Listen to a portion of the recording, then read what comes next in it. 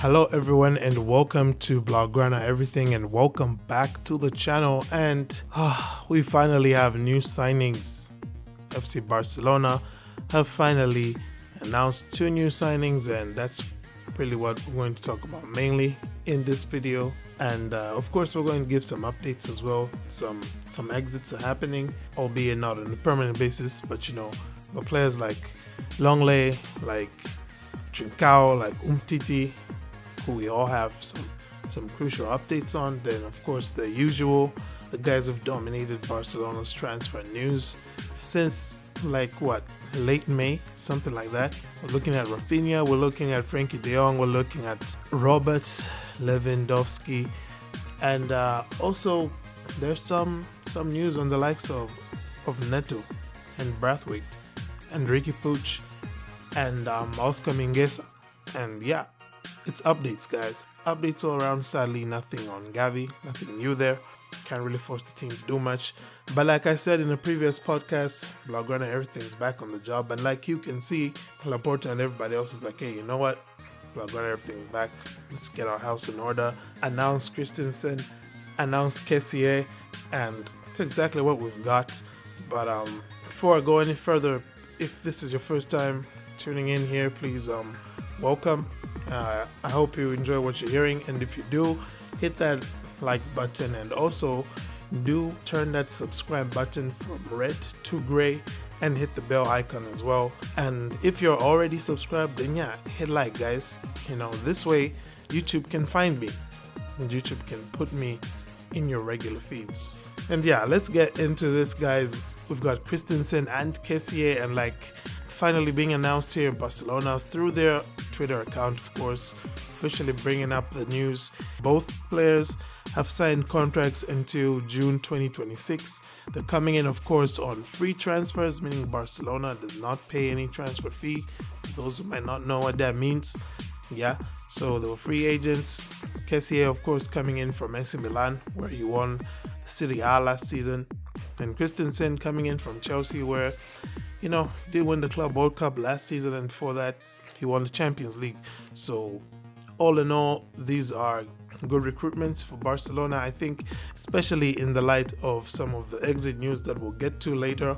Christensen in particular is going to be a player that will be vital, especially since I am suspecting Xavi is going to switch his formation in the upcoming seasons. Maybe not this one only, but together with the next season. But we'll see him start experimenting a bit more with a 3-4-3, I think. So it could see a lot of game time here coming for Christensen, playing alongside the likes of Araujo, Piqué, or Eric Garcia, and whomever the fifth center back will be. And as for Kessié, well, he's going to just be coming straight into that midfield to start. I think he's likely to share minutes with Gavi, I suspect, especially if the Frenkie de Jong sale goes through, which, you know, we're still waiting for that to happen. We'll get a little bit more into why it hasn't yet happened. All in all, good signings for Barca. Like I said, they've signed deals until 2026 June, and on top of that as well, they each have a release clause of 500 million euros. So, you know, just normal business here for Laporta, where he gives you a 500 million or 1 billion release clause, just so teams like PSG don't come through to steal players, that kind of thing. You know, don't want another Neymar happening. Anywho, with that news out of the way, we continue to await further news of transfers coming in. And yes, we are waiting because it has been rumored rather widely that FC Barcelona could be able to spend as much as 200 million euros in this transfer window to sign players. And so with the signings of Christensen and Kessié, we're still at 0 million spent. All right, so Barca can still spend another 200 million, and that's what keeps on bringing up names like Lewandoski, of course, names like Rafinha, names like Jules Koundé and Bernardo Silva. And that's where we're going to go next, because we continue to hear the rumors talking about Jules Koundé. It's likely that Sevilla are going to want a figure in the region of 60 million euros if Barcelona, or anybody else for that matter, are going to sign Jules Koundé from them. And I don't know, it's not a figure I think Barca will be willing to pay, especially if they're going to end up forking as much as Bayern Munich want on Robert Lewandowski, because apparently Bayern Munich dream of making as much as 60 million off of Lewandowski, and more realistically, that could lead to Barcelona bidding as much as 50 million in guaranteed transfer fee for the services of Robert Lewandowski. And if that happens, you do think that it's less likely Barca will be looking to spend another 50 or 60 million on Koundé, because that's already going to bring them up to 120 million in spending on signings from the 200 million. And they're still interested in Bernardo Silva, who it is being reported has apparently told Jorge Mendes he wants to move and that he is a long-time FC Barcelona fan. Xavi does like him, so does Laporta, and you just get the feeling that if the money is going to be there, then this deal is probably going to be done. Barcelona will definitely try and make that deal happen. And if it does, of course, that would mean that we're less likely to see another deal that has been rumored to be in the works for FC Barcelona, and that is the deal to sign Carlos Soler. So, bring in Bernardo, you're not going to need Carlos Soler. And by extension, if you're going to bring in Bernardo, as well as having Kessie and Gavi and Pedri and Busquets in midfield, with the possible, participation of Pablo Torre and the other B team players, then it's looking very likely that certain Frenkie de Jong is going to be leaving. And that's where we're going to go next, because we do know that Frenkie de Jong is supposed to be sold, right? But thing is that, everything keeps getting muddied, right? What happened now is that Laporta came out and made a statement in which he said he does not want to sell Frenkie de Jong, in which he said that Frenkie de Jong has a future at Barca and that the only issue is with the salary. And it's pretty much a roundabout way of saying, look, Frenkie de Jong, if you do not want to go to Manchester United, if you want to stay at Barca, if you don't want Barca to sell you to Manchester United, then agree to take a pay cut, take a salary cut, because we do know that Laporta is trying to, figure out a new salary structure, one in which I think it's Ansu Fati or Pedri, one of the two, is going to be the highest paid player. And apparently they have gotten the likes of Lewandoski, the likes of Rafinha to all agree to smaller salaries in order to be able to join Barcelona. And that's what they're probably trying to do here with Frenkie de Jong. So I'm not too sure how well that's going to work.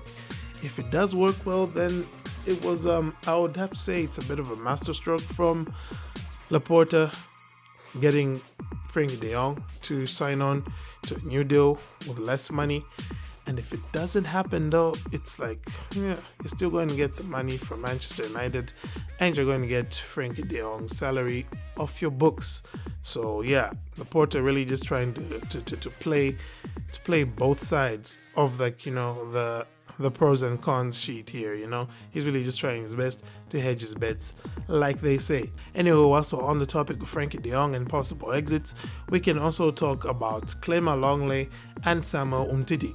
So Clément Lenglet is now all but set to join Tottenham Hotspur on loan, where he's going to be for the next season. And unfortunately for Barca, they won't be able to get all of his salary off the books, because Tottenham have only agreed to pay 7 million of his 12 million euro yearly salary, which is ridiculous, right? 12 million euros this guy gets. So Barca is still going to be stuck paying 5 million to Lenglet, but he is at least going to be playing. It's been rumored that he wants to try and compete for a place in Didier Deschamps' World Cup squad, so that's what's forced his hand to look for this move. And should it go well, I think it's going to be a win-win situation for everybody concerned, for Barca, for Tottenham, and for Lenglet, and even for the French national team. He can be useful if he plays well. Alright, we saw that back in 2019. He can be a useful player, and I think that in a back three, he's going to probably love life at Tottenham, especially since he'll be in a new environment where all his terrible mistakes he was making at Barca are going to be forgotten about, starting afresh. So he needs that. Another player who needs a move is Samuel Umtiti, and it's believed that Rennes, okay, now I don't know how to pronounce this name, whether it's Rennes or Rennes, whichever of the two it is, they're looking to take him back to Ligue 1, and Umtiti is of course interested in going back, and what left to be settled is probably the issue of salaries. Of course, it's going to be another loan deal. They want to see how he can play for a season, and should that go well, probably it can become permanent.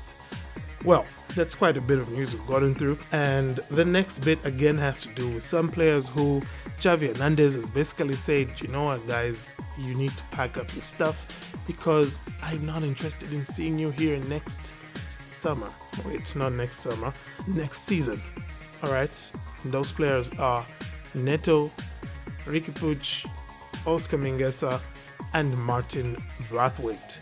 All these players have been informed by Xavi Hernandez that they are surplus to requirements and that he would rather they went somewhere else because should they stay, they're not going to play anymore.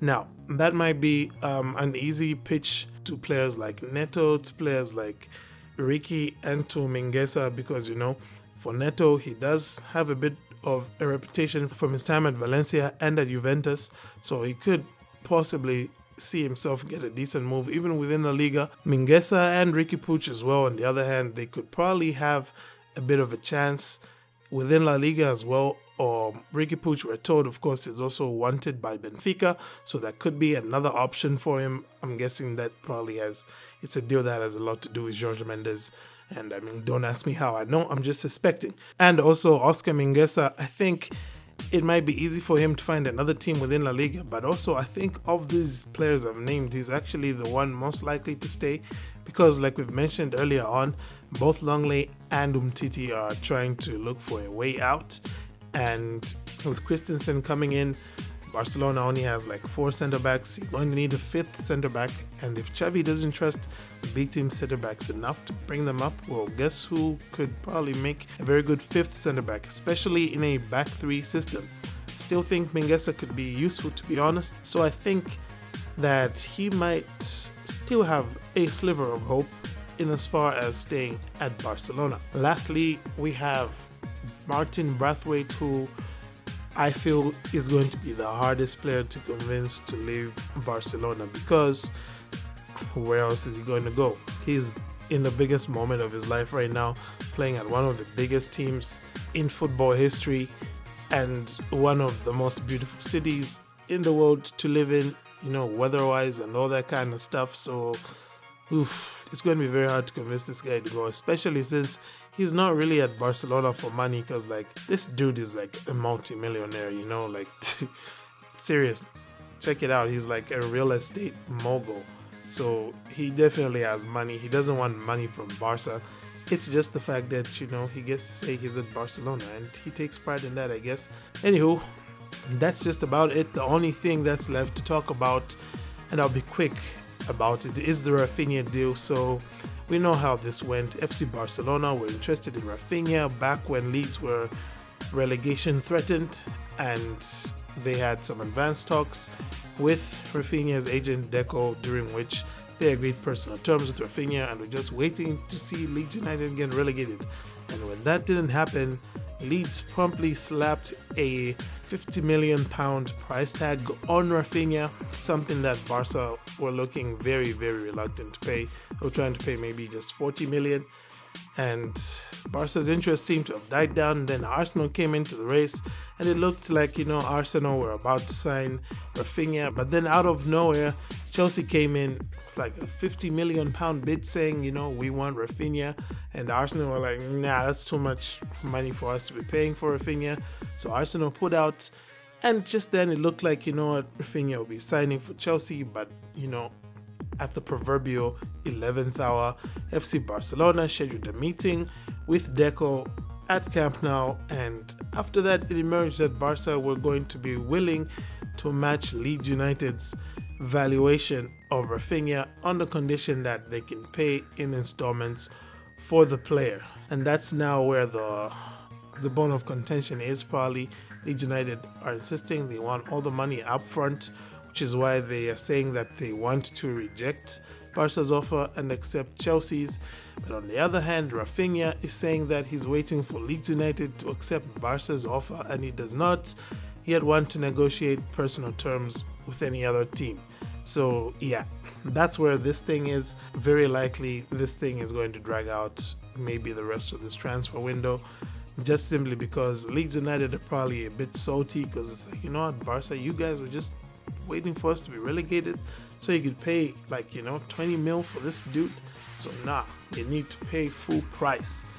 And I mean, they can take that stand if they want. They are the selling team and the demand for the player is there.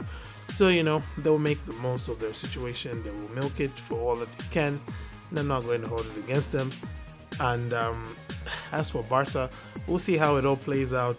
Probably their hand will be forced and they'll just have to yield to what Leeds wants, especially since Ousmane Dembele has, still not renewed. He's no longer an FC Barcelona player, so they can't renew him. They now have to re-sign him, and if that doesn't happen, they'll probably be forced to go all in for Frenkie. Well, that's that from this episode of the Transfer News Roundup. Thank you for tuning in once again. I will keep you updated as best as I can. Do keep your eye on the Blaugrana Everything podcast, where I will probably be giving you another updates during this week. Hopefully maybe on Wednesday or Thursday I will have an update for you. But until then, thank you for tuning in. Have a great day, and Forza Barca.